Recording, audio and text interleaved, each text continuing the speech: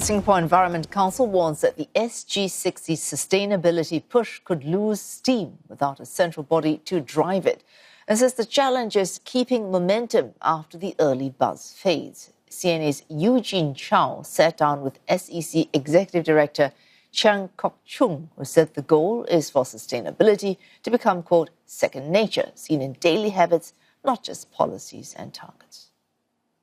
So the Singapore Environment Council recently launched its SG60 vision. How does this vision represent Singapore's environmental journey over the next few decades, and how does it complement national objectives? Wow, there's a lot to be proud of and to celebrate in Singapore's remarkable environmental journey so far. We wanted to set in motion something for future generations of Singaporeans to be similarly proud of when they celebrate, say, SG100 or beyond. What the vision is asking is, what would it look like if sustainability had been embedded into our national DNA, shaping how we live, work and grow? What comes through more strongly in this vision is the sense of how can we do it together rather than the what should we do about it. It emphasizes that sustainability is a whole of society undertaking. Policies can set the direction, but it is people, businesses, and organizations who will be able to translate them into values. Every long-term vision comes with its own set of challenges. So how is SEC working with its partners to position itself in a way that they can overcome these challenges? Naturally, we do not wish for this to be a vision document that's developed, launched, and then sort of quietly forgotten. However, there also isn't a central secretariat to keep pushing at it. We are relying on everyone's efforts to keep it moving along. Yes, there's a fair amount of enthusiasm at this point, but we acknowledge that the initial excitement and buzz can fade. Hence, I see a major challenge to be that of maintaining momentum over time. So what would success look like for the SG60 vision, and what role is the SEC planning to play in building a more inclusive and sustainable future for Singapore? And is there a legacy that it hopes to leave Singaporeans with?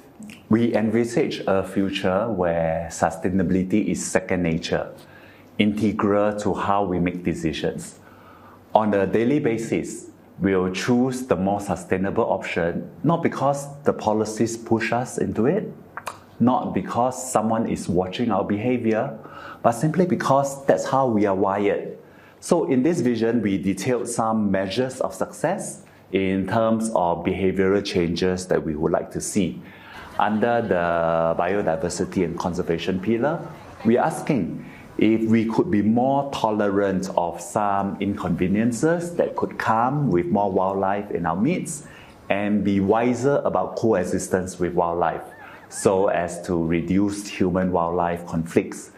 On the decarbonization and resilience front, an example of a low-carbon lifestyle choice that individuals could make could be a shift towards, say, a more plant-intensive diet.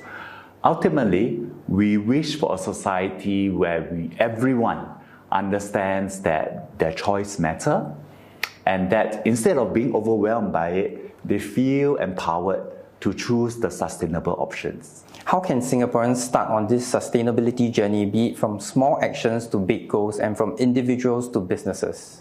For individuals, we strongly recommend consistency in some practices that you can sustain over time.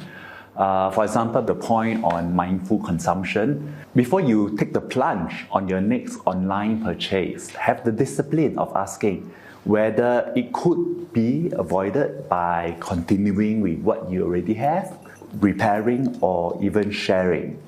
As for organizations, it may at times feel like a lot is coming at you with calls for businesses to adopt all sorts of green practices. We think that a basic carbon audit would be a good starting point. Even a crudely done one would be able to help highlight actions that would be more impactful and help you to prioritize. What kind of training or upskilling is SEC involved in, and how are future leaders being groomed to become advocates? In SEC's outreach programs, we aim to build emotional connection to the environment beyond knowledge and skills. Through these experiences, participants learn how biodiversity functions in very real ways, how coastal habitats support wildlife and act as important carbon sinks and protect our shores from climate impacts.